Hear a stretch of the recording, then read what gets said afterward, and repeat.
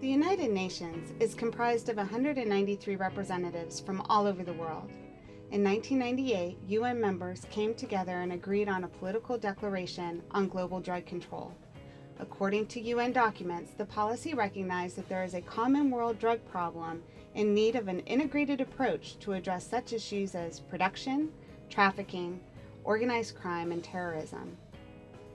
In 2008, they convened again for a political declaration and a plan of action that included an integrated and balanced strategy to address the world drug problem. During this session of the Commission on Narcotic Drugs, representatives took a closer look at how efforts have impacted the world drug problem, lowering the drug supply, reducing demand, examining the intended and unintended consequences of drug control, were just a few of the issues undertaken by the committee. In addition, we saw more discussion of coordinating integrated responses and dealing with community resistance and cultural traditions. Although a new drug policy convention was not scheduled until 2019, several countries, including Colombia, Guatemala, and Mexico, called the UN to host an international conference on drug reform for 2016. The conference will be focused on drug reform, especially around drug trafficking, and developing a more public health response to drug policy. Our media provides us with examples of how critical addressing drugs on an international level has become. For example, the increased opiate overdose deaths, the production, distribution, and use of synthetic drugs, cartel violence, just to name a few. With such international diversity, how is worldwide addiction policy made? What role does culture, values, and social norms play in shaping addiction policy? The International Program on Addiction Studies policy course is one of the first courses students engage in during the program. It is an introduction to a complex topic that affects you, me, and everyone across the globe.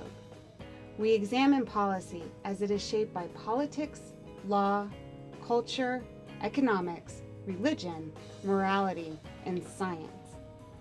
We will debate what role, if any, does science play in the creation of policy? How is scientific evidence used in the development and implementation of drug policy? While we will be unable to closely examine policies of each country, the lectures will provide a diverse view of drug policy from a variety of leaders in addiction science. Online discussions will then give us the opportunity to apply the principles to our home country's policies and discuss the biopsychosocial and public health impacts these policies have on our communities.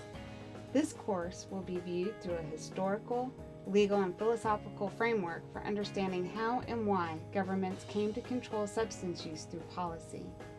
We will then move to learning and discussing current international drug control treaties and conventions, including the hot topics for the agenda on 2016.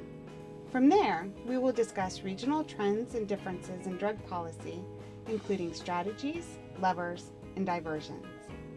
In addition, we will closely examine our roles as advocates, clinicians, healthcare providers, and other stakeholders. How do you view your role in shaping drug policy? Throughout this course, we will use the latest evidence to support our ideas and engage in discussion about how science is used in the development and implementation of policy. This course is about giving you the opportunity to engage in drug policy and share your knowledge and experience with other students. This course is a great opportunity to explore how drug policy has been made and is currently being made. It is the first step in your journey to being part of shaping future drug policy.